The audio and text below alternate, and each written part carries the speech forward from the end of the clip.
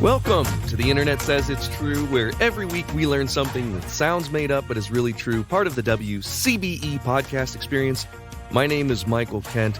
This week's story is a rewind episode, meaning that if you've been listening to the podcast for a couple years, you may have heard this episode before.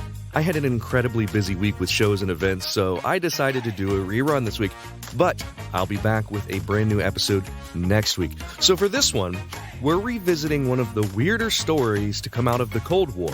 It was first released on August 30th of 2021. Hey Mike, this is Mark. I sent you a story about the time that Pepsi traded some cola for a bunch of Soviet ships. This sounds like a pretty cool topic for your podcast. You should check it out. Thanks, Mark. I agree. This is a good topic for the podcast. I spent the week looking into it, and when Mark says ships, he means it, like actual naval warships. This is nuts. In the summer of 1959, American Vice President Richard Nixon and Soviet First Secretary Nikita Khrushchev met inside a home in Moscow. They were followed by countless press secretaries and aides and multiple television cameras who would broadcast their meeting in color. The home wasn't real. It was an exhibition set up in Sokolniki Park to show off the American way of living to the Soviets. In addition to the model home, more than 450 American companies had booths set up to show off their products. A similar exhibition would be set up in New York City to show Americans the Soviet way of living. It was all part of the American National Exhibition, an effort to improve relations between the U.S. and the Soviet Union in a time when things were heating up between the two countries. The intercontinental ballistic missile had just been invented. The two countries had very different ways of living, two very different forms of government and economy, and in addition to bringing in 3 million visitors who would marvel at the exhibit in Sokolniki Park, it would be the site of what became known as the kitchen debate between Nixon and Khrushchev. Nixon and Khrushchev. These are the historic, almost unprecedented scenes from the American National Exhibition in Moscow. Whatever is to follow here may be important too, but for raw news interest, it is the pre-opening inspection by the American Vice President and the Soviet Premier, which will be recalled long after the first U.S. show window in Russia will have passed into memory. In front of television cameras, the two men walked around the American-style model home and debated the merits of capitalism versus communism. America was already becoming wary of the Soviets and their way of life. For the last decade, the House Un-American Activities Committee had been seeking out and blacklisting people in Hollywood who they claimed had ties to communism. During the kitchen debate, Khrushchev condemned the Americans' use of gadgets in the home, like the handheld lemon juicer. After some amount of bickering, the two men decided they should find areas where they agreed. This is where we meet one of the key figures in our story, Donald Kendall. Kendall was the head of the Pepsi Cola Company's international operations, and he was in the right place at the right time. As the debate between Nixon and Khrushchev was heating up, he helped to cool the tensions with a cold cup of Pepsi. Each of the men sipped the Pepsi, and this led to an exchange about how Pepsi tasted just as good when made with water from Russia. Khrushchev loved the drink, and a seed was planted. Now, at this point in the story, we have to skip forward a bit, which is hard because a lot happened right after the American National Exhibition. John F. Kennedy becomes president, the Cuban Missile Crisis, Kennedy is assassinated, Johnson becomes president, the war in Vietnam, USSR invades Czechoslovakia. We can't get into all that because for this story, we need to jump to 1972. When Nixon became president, he was looking for ways to improve relations with the Soviets. At this point, the Soviet leader was Leonid Brezhnev, and the two countries came up with a deal to open 20 Pepsi bottling plants in the Soviet Union. It would be the very first American product manufactured there, and part of the deal was that their rival Coca-Cola couldn't be marketed in the USSR. Pepsi would ship over all the supplies needed to make cola with Russian water, and in return, well, the Soviet currency wasn't worth anything outside of the Soviet Union. They couldn't pay in American dollars because there weren't enough American dollars in the Soviet Union. So what they came up with was something creative. Stolichnaya Vodka was a company that was owned and controlled by the Soviet government. Pepsi was granted exclusive rights to import and market Stolichnaya in the U.S. The Soviets get Pepsi, the Americans get vodka. seems like a good deal, and it was for a while. But then, geopolitical tensions got in the way again.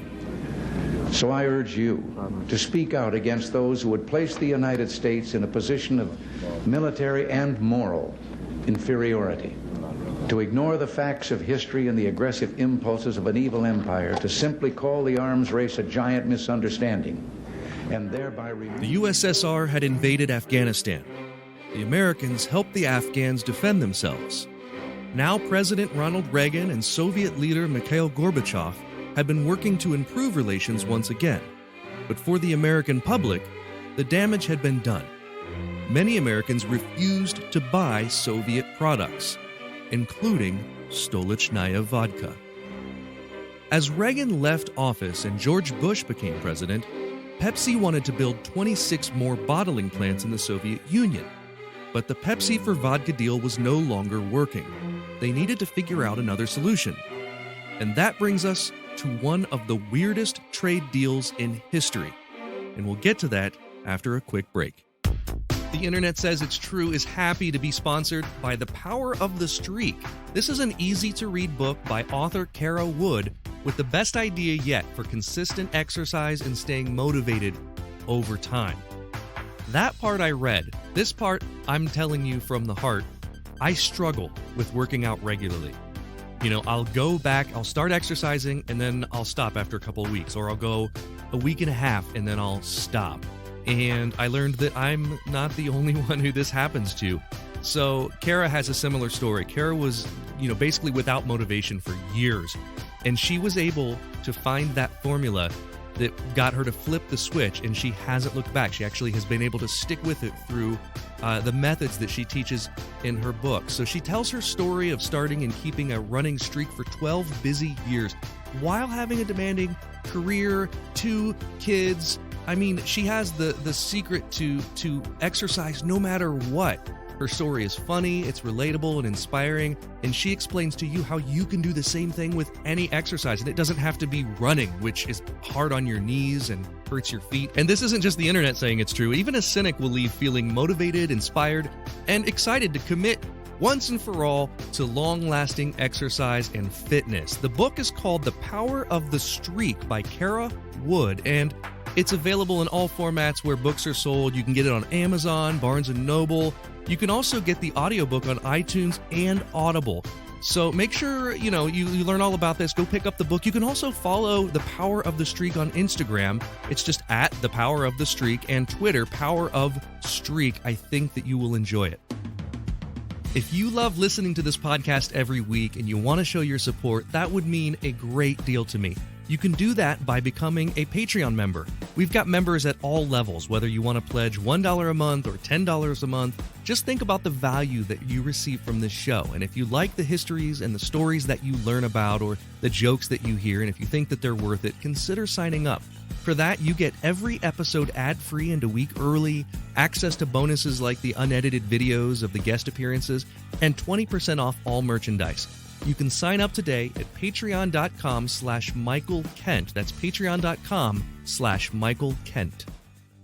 There was a time that humans used 100% organic products as healing balms and moisturizers for their skin. Well, I've partnered with an awesome company that wants to get back to those times. Fatco sells organic and responsibly made tallow-based skincare products.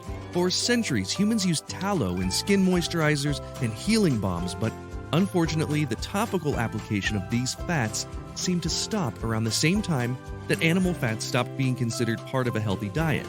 A lot of modern skincare products do more harm than good by stripping your skin of its natural oils. Let's change that. You can try them out now at fatco.com and get 15% off your order by using my promo code INTERNET. Go to theinternetsaysitstrue.com/deals for the link. The Soviet Union's invasion of Afghanistan had turned many Americans against buying Soviet-made products. So as a result, no one was buying enough Stolichnaya vodka to account for the amount of Pepsi being sent to Russia. It was 1989, and there was one thing that Gorbachev's government had a lot of: surplus military equipment. Pepsi's Donald Kendall by the way, was still involved. He was retired but serving on the board of directors for PepsiCo. The deal that Gorbachev's government came up with was to give Pepsi 17 diesel-powered attack submarines, a cruiser, a destroyer, a frigate, and a few oil tankers, 20-some ships in all. Pepsi accepted. This raised more than a few red flags with the American government. But here's the thing. These ships were pretty much all obsolete. These loud diesel submarines had been replaced by quieter nuclear-powered subs. The ships were old, rusty, and hardly usable. Even so, the government didn't like the idea of a corporation holding such a large naval fleet. That's where we get this amazing quote from none other than Pepsi's Donald Kendall. He said to the Pentagon, "I'm dismantling the Soviet Union faster than you are." The ships weren't seaworthy, most of them listed to one side. They were only valuable for scrap, so as soon as they could, Pepsi sold the ships to a Swedish company for recycling, and they used that money to fund their shipping and bottling operations in the Soviet Union. But here's the punchline, and this is true. For a short time, from the time they received the ships to the time they sold them, the Pepsi Cola Company was the 6th largest naval military in the world.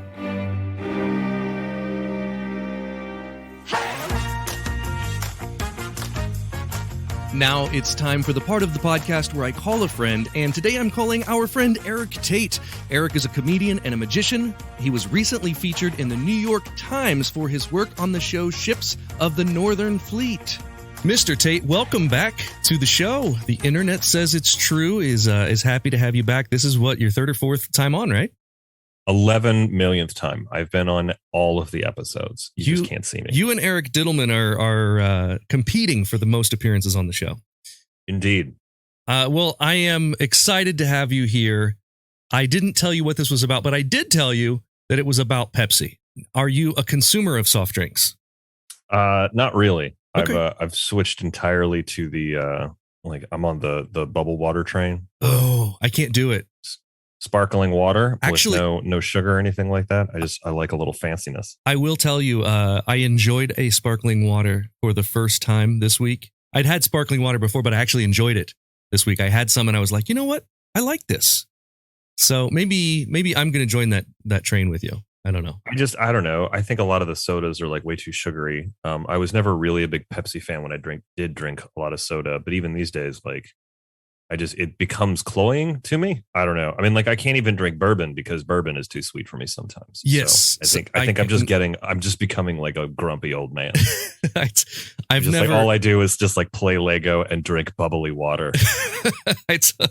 Well, at least there's Lego. I told my wife the other day, I was like, I would like to learn how to like iced tea because I've never liked iced tea, but it is such an adult drink. You know, no kids drink iced tea. It's literally just colored water when you get it from a restaurant. I've never drank an iced tea at a restaurant and thought, oh boy, this is just an explosion of flavor. Yeah, but that's the point, right? It's like water would be too boring. So you have to get the iced tea because it's more... Really just get it as an excuse to have a big pile of cut up lemons on the table because you need to send a message to the rest of the lemon trees. They know what they did. I like lemons. I actually eat lemons. Straight up, just like cut it and eat it. I love that. I know that makes me weird. Let's play the game. Let's do it. You're like, enough. I'm disgusted that you eat lemons by themselves as a snack. Yeah. You're a monster. Yes. Just as a snack. What's wrong? You're a monster. And I'm the one with 8 bodies in his trunk. And you're a monster. And what's even better is try this one. Slice a fresh jalapeno and slice a lemon and put the two together and put them in your mouth. It's the best. Why would you do that? It's so good. I can't even describe how good it is. It's so good. So the jalapeno sets your mouth on fire and then the citric acid just makes it worse? Yeah. Yeah. This is how I get my thrills. I regularly eat hot sauce made from Carolina Reapers, but a lemon and a jalapeno in your mouth together at the same time with nothing else, not even a bit of fish. Be in there to make it seem fancy. But the fish is the only reason I know that it works. So it started where like, this is how I would eat smelts, you know, like when I'm eating like the small fried fish. But then I'm like, well, this is just a good combination. The fish is just getting in the way. so I don't need the fish. I just need the lemon. I and the regret jalapeno. coming on this show all of the time. Let's talk about Pepsi Cola. Right. For this first question, we're playing for promo. So if you get it right, I'll mention your new offering to the Magic community on my Facebook page. Okay. And you have 2 offerings right now, so I could mention both of them. If you get it wrong, you'll mention my microphone lecture on yours. The only offering I've ever had to the Magic community.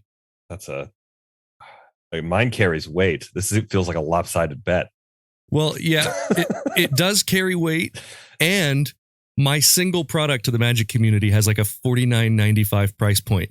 So, if you sell one of them, that's pretty good. Well, I've endorsed it before, so I'm risking my current post not being the current one. Okay. I think is what's going on. All right, that's fine. Let's play the game. During the Cold War, Pepsi Cola worked out a trade deal with the Soviet Union to trade Pepsi for vodka.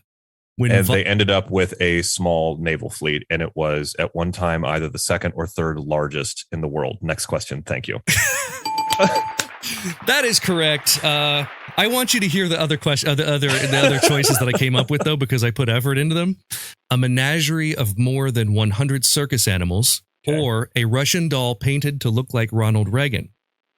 So the menagerie. So I thought that I might, if you weren't familiar with the story, that you might go for the menagerie of circus animals, because you would think that I know your love for all things zoological, and that you would think that I chose you because of the story or something. But you underestimated my love for all things terrible business deals. Yes, but it's an amazing story. It's so good. It's so good. And since you got it right, I will mention which product would you like me to push, or both of them? It's totally up to you. Push both of them. You should put the Cincinnati Kid did pretty well, Good. but I actually think Boxed and Loaded is a better product. So we have a lot of people who listen to this podcast who are not familiar with magic or magicians. Can you tell them briefly what the Cincinnati Kid is? Yeah, the Cincinnati Kid is a gambling routine that doesn't require very much skill at sleight of hand. So you basically show somebody that you can shuffle a deck, and then you're able to cut the aces out of the deck, and then those aces transform into a royal flush. And there's very little skill involved. It's not self-working, but it's a really great beginner trick if you're interested in getting into magic, and anyone can do it. And it's available at penguinmagic.com. And to go a little bit, to just peel back the layer, I guess we skipped this layer. Sometimes it blows people's minds that that's how we learn magic tricks a lot of the time, was that someone else creates it and then we sell it. Yeah. That's a thing that happens. That we get the question all the time. If you're not allowed to tell the secret of a trick, how do you learn? And this is one of the ways that we learn, is that someone who is a creative comes up with an idea, a method, and they sell it to other magicians, which includes the rights to be able to perform it. Mm-hmm. And you can perform the Cincinnati Kid if you want, but it's a fun little trick. Don't even have to be from Cincinnati. You can be from anywhere.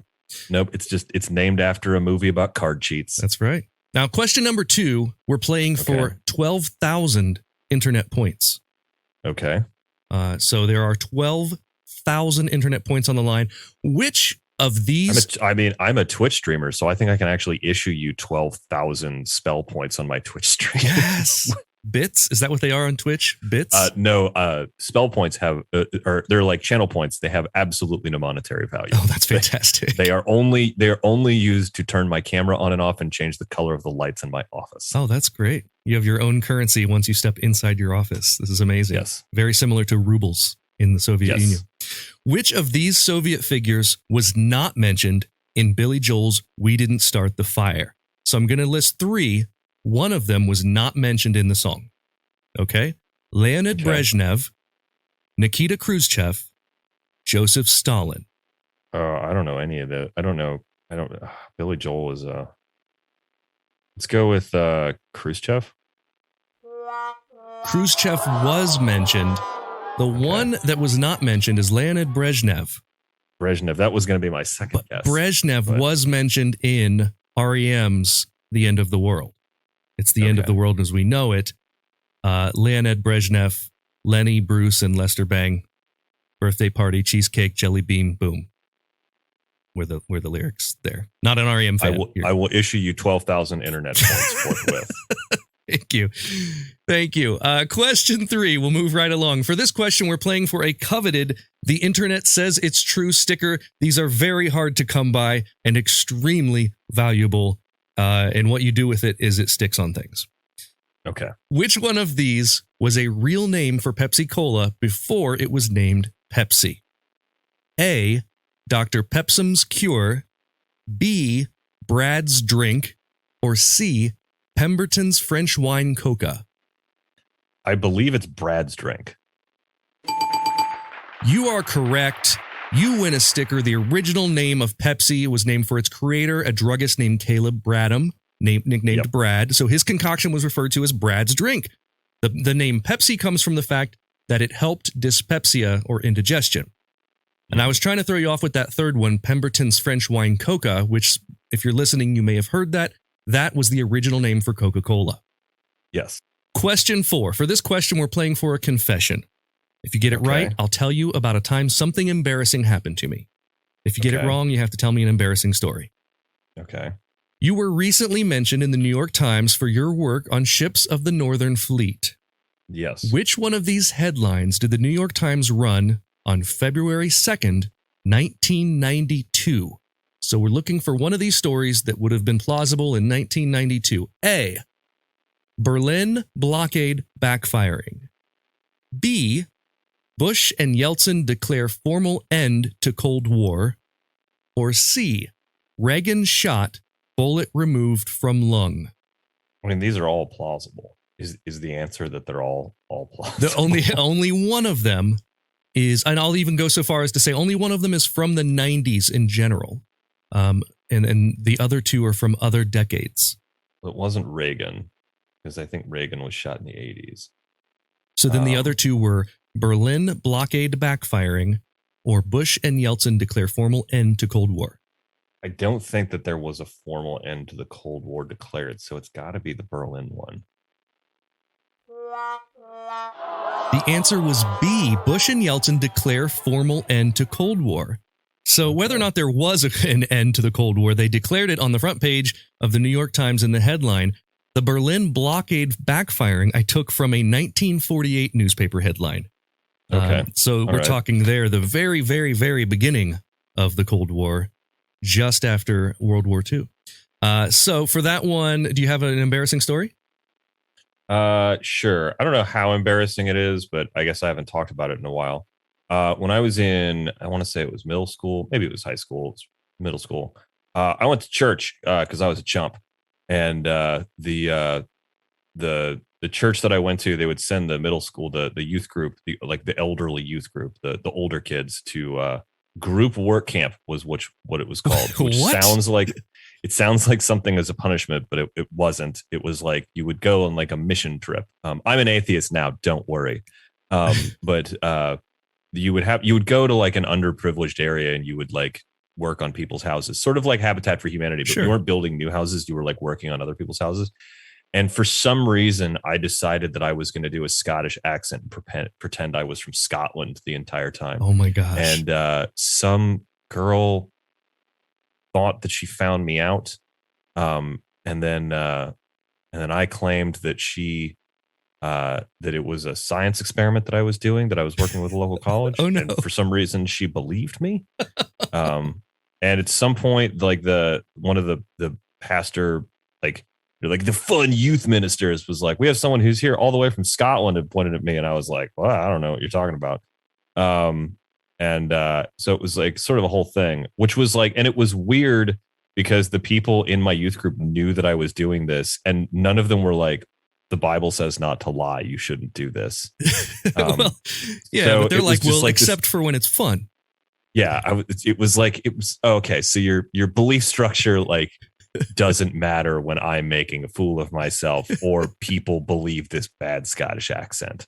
I'm curious, when the youth minister told everyone that you were from Scotland, this youth minister knew you. Like, yeah, fuck, he's playing bass. It's cool. But this person knew you and knew that you weren't from Scotland.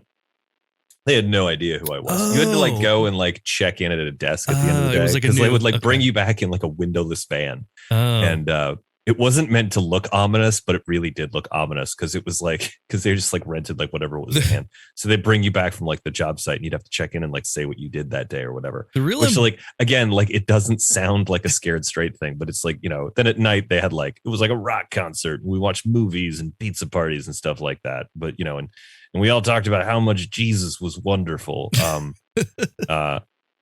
It was weird and not fun. You went into this story with your embarrassment being about the Scottish accent, but really the real embarrassment was that you used to go to a youth group.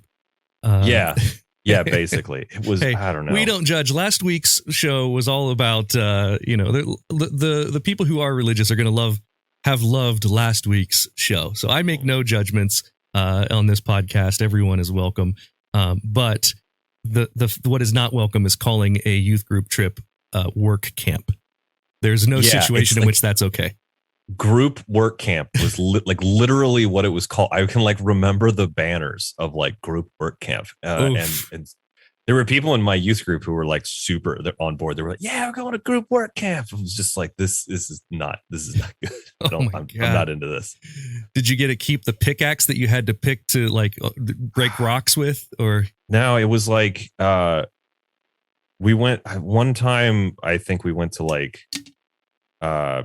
a place that had been hit by a hurricane, but like also like the brunt of the hurricane hit Florida. So there was just like minor flooding and wind damage in this area. So like we like worked on a guy's roof, but it was like all we did was like spread tar on the roof. It was just like, it was really weird. Cause like the people we worked for like weren't particularly like poor or underprivileged either. It was just like, it's a guy can we come work on your house for free? And the guy was like, yeah, sure. Do you want some iced tea? It's the guy who donated the most to the church. He gets a free roof done by the kids. It was really strange. It is very interesting.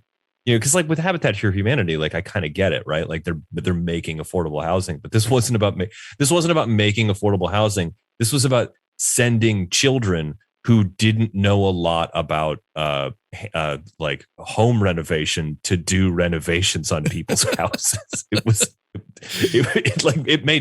There were people. I was in like groups because you get like paired off into like small groups and then they go out and like serve the community or whatever. And I remember being in groups where like no one had ever done any manual labor in their entire life. And we're just like, well, I guess we're going to do this. And it was just like, I'm sure we like left the place worse than we found it. Roof is leaking. It's horrible. Yeah. Well, that is a fantastic story. This is our final question. And this one, as you know, is for all the marbles. And if you get it wrong, I'm banning you from the show, never to be asked on again. Okay. What is a piece of advice you would give to 17-year-old Erik Tait? Don't let your nieces and nephews play with your Legos, because when you're 36, you're going to get them back and you're going to want to build the cool stuff from the 80s and 90s. And there's going to be pieces that are missing and broken and you're going to be mad. That is fantastic advice. We'll call that winning advice. You posted a picture recently of the Legos. You just got a bunch of Lego back from your childhood? Yeah. The backstory there is that my therapist was like, you have to have a hobby that you can't monetize. And I was like, yes. I'll show you.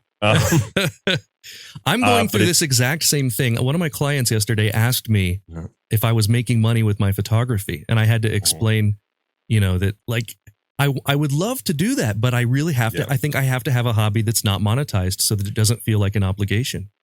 It really is. And I tried to do like a bunch of others, you know, I tried to make it like video games or whatever, but then I started like making money on Twitch and I was like, damn it. Now I have to Twitch. And then I was watching Lego Masters.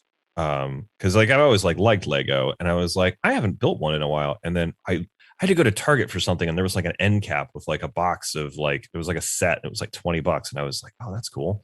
Maybe I'll play that and maybe I'll just like get that and like build while I'm like watching the next episode or whatever. And this sort of like overwhelming sense of like peace came over me as I was just like following the instructions and building.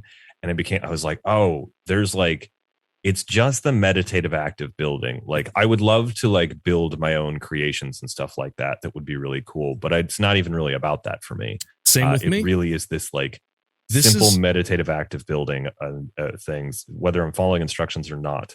And so I like reached out to my dad, who I knew had them still, because I'd seen him in his house in Florida. And I was like, how much would it be to send those out to me. He's like, you can just get them out of my house. Do you want them? And so a pallet showed up at my place, like in a box truck.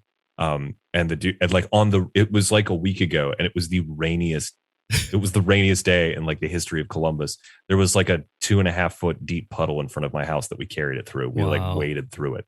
And I opened it up, and it's all still there. I mean, like there's some stuff that's like broken or missing because my nieces and nephews play with it. But like I was being silly, but I guess this is for your Patreon people. But this like space police ship is like from the 80s.